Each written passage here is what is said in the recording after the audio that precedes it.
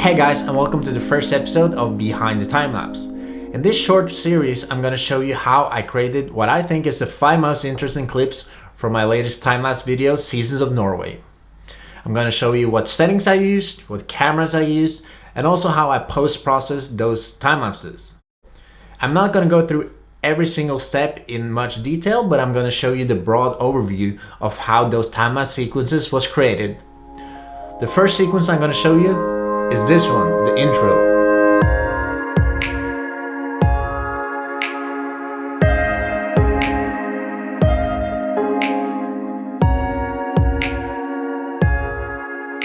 This is one of the most challenging shots I've ever edited, but let's have a look at how I shot it first. I knew I needed a time-lapse of melting snow for the intro to my film. So when I was in Western Norway in May, I found the perfect spot for it. It was very warm and it was a lot of snow in the mountains still. So the snow was melting quite fast. And I found a nice spot, this one, where there was a little bit of snow left, which I knew would melt fairly quickly. So I put my camera, a Sony a7R II, as close to the ground as possible. A nice wide angle. This is a Canon 17 to 40mm lens.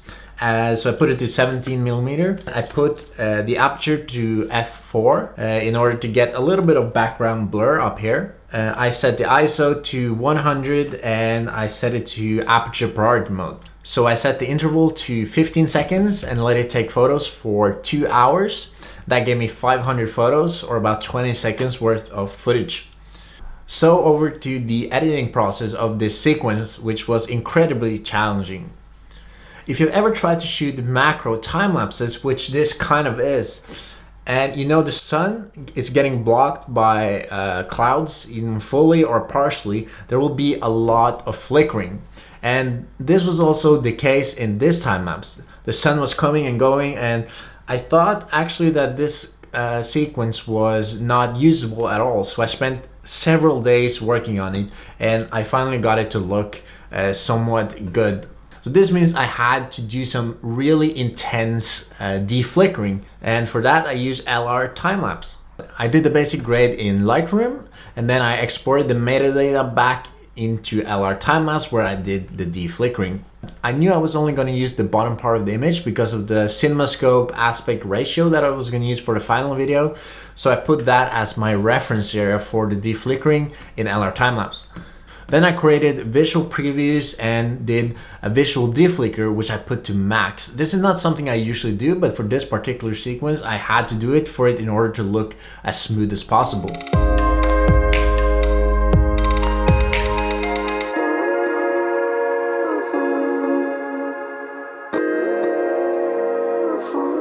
Although I had now used a lot of deflickering on this image, it was still not as smooth as I hoped it would be. So I had to use my last little trick, which is time blend. This is an effect which you can find in After Effects 2014 or older. Although if you are a Creative Cloud subscriber, you can download the older versions of After Effects as well.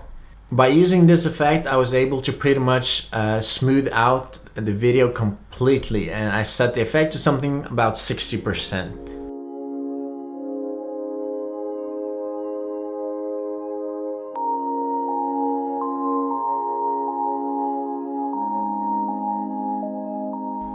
So that's how I created this intro shot for my time-lapse film.